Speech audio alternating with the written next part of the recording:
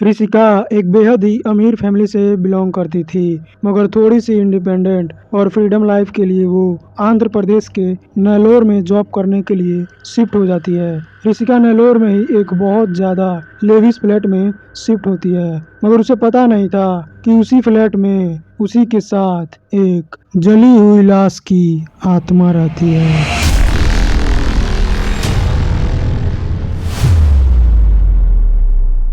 Hi everyone, हमारी आज की स्टोरी ऋषिका की है। ऋषिका आंध्र प्रदेश के नेल्लोर सिटी में जॉब करती है। वो एक टेक कंपनी में जॉब करती है। वैसे तो वो एलरू में रहती थी, लेकिन जॉब के चलते उसको नेल्लोर में शिफ्ट होना पड़ा। ऋषिका काफ़ी ज़्यादा अमीर बैकग्राउंड से आती है, तो नेल्लोर में भी उसने जो अपने लिए घर लिया था, जो फ्लैट लिया था, वह बहुत लेविश था। तो आप वहाँ से अंदाज़ा लगा सकते हैं कि वो कितनी अमीर होगी।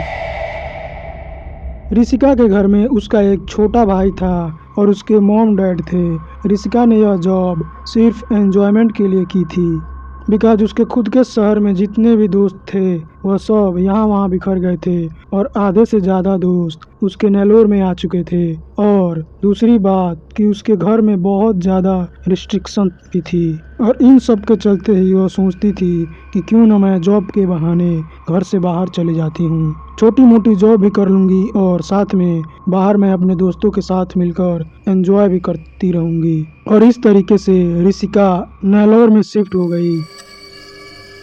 स्टार्टिंग के कुछ दिन उसकी मम्मी भी उसके साथ रहती थी, क्योंकि उसका फर्स्ट टाइम था। ऋषिका फर्स्ट टाइम घर से बाहर आई थी और उसे अपना घर भी अरेंज करना था, इसलिए वो अपनी मम्मी के साथ आई थी। ऋषिका की जो मम्मी है वो तिरुपति जी की बहुत बड़ी डिवोटी है। इनफैक्ट ऋषिका की मम्मी ही नहीं बल्कि उनका पूरा परिवार तिरुपति जी को बहुत मानता है।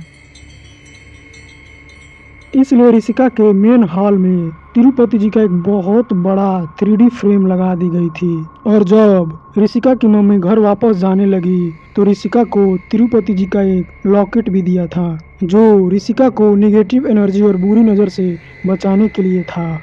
ऋषिका काफ़ी चुलबुली टाइप की लड़की थी। उसके ऑफिस में काफ़ी अच्छे खासे दोस्त भी बन चुके थे। उसके मम्मी के जाते ही उसने अपने सारे दोस्तों को घर पर बुलाया और पार्टी होस्ट किया। अब ऋषिका के पास पैसों की तो कोई कमी नहीं थी, तो पार्टी काफ़ी बड़ी और काफ़ी लेविश थी। यह पार्टी करीबन 2 बजे तक चलती है और 2 बजने के बाद सब अपने अपने घर चले जाते हैं। जब एक एक करके सब घर जाने लगे और फ्लैट पूरी तरह से खाली हो गया, तो ऋषिका भी बहुत नशे में थी, तो वो भी सीधा जाकर अपने बेड पे सो जाती है। अब जो ऋषिका का रूम था उसकी बालकनी वाले एरिया में वॉल नहीं थे, क्योंकि वहाँ पूरा शीशा था जिससे आपको बाहर का सीन दिखता था। तो ऋषिका जब भी सोती थी तो वहाँ पे जो मिरर था उधर करेन लगा देती थी, जिससे उसका ध्यान बाहर की तरफ न जाए। वहाँ पे वही मिरर लगाया गया था जिससे आप अंदर से बाहर की तरफ देख सकते हैं, लेकिन बाहर से अंदर की तरफ नहीं देख सकते। अब ऋषिका सो रही है, वो ऑलरेडी काफ़ी नशे में है, और जब वो सो रही है तो उसे ना कुछ कुछ मरमरिंग सी आवाज़ आती है। ऋषिका इतने नशे में थी कि वो उठी भी नहीं, बस हल्की सी आँख खोली, और जब आँख खोली तो जो उसके उसी के रूम में शीशा था उसके पास उसको एक ब्लैक कलर का शैडो दिखाई देता है। ऋषिका उस ब्लैक शैडो को देखती तो है, लेकिन वो शायद इतने नशे में थी कि उसे ढंग से समझ नहीं पाई और वो फिर से आंख बंद कर देती है। लेकिन यहाँ पे एक कैच था, ऋषिका इतने नशे में होने के बावजूद भी वो सो नहीं पा रही थी। लाइक उसने अपनी आंख भी बंद करी है, वह लेटी हुई है, लेकिन उसे नींद नहीं आ रही है। आसपास की हर चीज़ों पर उसका ध्यान जा रहा था। तभी ऋषिका को फील होता है कि कुछ ठंडा सा उसके पैर में लग रहा है। वो उठती तो नहीं, बल्कि किसी तरीके से अपने पैर को ब्लैंकेट से कवर कर लेती है। के बाद वापस से ऋषिका जब अपने विंडो वाले साइड देखती है, वापस से उसको वहीं पर ब्लैक शैडो दिखाई देती है। अब ऋषिका हल्की सी उठकर ध्यान से वहां देखने लगती है, तो वहां कुछ भी नहीं होता। और अगले ही सेकेंड ऋषिका को नींद कब आ गई, उसकी आंख कब लग गई, उसे याद ही नहीं था। नेक्स्ट मॉर्निंग ऋषिका जब सोकर उठती है तो उसके बॉडी में काफी ज्यादा पेन था, बट उसने सोचा कि नशे की वजह से उसके बॉडी में ये पेन है। उसने किसी भी तरीके से उठा और उठकर पानी पीती है। तभी एकदम से उसके दिमाग में वो शैडो वाली बात याद आ जाती है। वो सोचती है कि यहाँ पे मैंने रात तो कुछ तो देखा था। तभी उसको किसी की फुट स्टेप की आवाज आती है, जैसे कि कोई तेजी से सीढ़ियों पे चढ़ रहा है। तो लगता है कि शायद उसके कुक या कोई हेल्पर आए होंगे, तो वो ज्यादा ध्यान नहीं देती। वो बस कैजुअली अपना फ्रेश अप होकर बाहर आती है तो देखती है कि घर में तो कोई भी नहीं आया था उस वक्त। वो कंफ्यूज हो जाती है कि अगर कोई आया ही नहीं था तो वो फुट स्टेप्स की आवाज किसकी थी। तभी उसकी नज़र मेन हॉल पर जाती है और वह देखती है कि जो तिरुपति जी का फोटो फ्रेम था वो नीचे गिरकर टुकड़े में बट चुका था। पहले तो वो सोचती है कि शायद रात में लोग पार्टी करते करते किसी ने गिरा दी होगी, वैसे भी सब नशे में थे, किसी को कुछ याद भी नहीं होगा। बट ऋषिका फिर भी सोचती है कि फिर भी मतलब सबसे आखिरी में मैंने ही दरवाज़ा बंद किया था सबके जाने के बाद, और अगर यह ऐसे नीचे टूट कर गिरी होती तो मुझे दिखाई जरूर दी होती, तो याद होता, लेकिन मुझे यह सब याद क्यों नहीं है, यह कब हुआ और कैसे हुआ। और दूसरी बात यह थी कि यह जो फोटो थी वो काफी ऊपर हाइट में थी, नॉर्मल आदमी चाक के भी इस फोटो को गिरा नहीं सकता था, तो आखिर ये पॉसिबल कैसे है। अब ऋषिका यह सब कुछ सोच ही रही थी कि तभी उसके पास वहाँ हेल्पर्स और कुक आ जाते हैं, और जब वह कुक और हेल्पर्स आते हैं तो वह फोटो फ्रेम को देखते हैं। वो भी ऋषिका से पूछते हैं कि यह कैसे हुआ। ऋषिका के पास उस बात का जवाब नहीं था, तो बोलती है कि पता नहीं, एक काम करो, इसे अच्छे से रैप करके अच्छे से जगह पर रख दो। पूरा बोलकर ऋषिका अपने ऑफिस के लिए रेडी होने चली जाती है। वो अपना मेकअप का सामान जैसे ही ओपन करती है वो शॉक रह जाती है। उसकी आई शैडो, पैड सब कुछ टूटे पड़े थे, लिपस्टिक मैश हो रही थी, और वह बहुत हैरान है कि यह कैसे हुआ, यह किसने किया। एक मिनट के लिए वो मान सकती थी जिसमें उसने यह सब चीजें रखी थी वो शायद नीचे गिर गया हो, लेकिन जो लिपस्टिक मैश पड़ी थी उसका क्या। अब ऋषिका एक जगह बैठ गई और सोच रही है कि आखिर यह किसने किया, और सोचते सोचते ऋषिका जोन आउट हो जाती है, और तभी उसके कान में वापस से वह मरमरिंग आवाज सुनाई देती है, वही सेम आवाज जो ऋषिका अपने कमरे में सुनी थी। वह एकदम से उठकर चारों तरफ देखने लगती है, उसके आसपास कोई भी नहीं था। इस पॉइंट पर ऋषिका के सर में बहुत अजीब सी दर्द होने लगती है, लाइक जैसे कि उसके सिर में कोई ठक ठक करके मार रहा हो।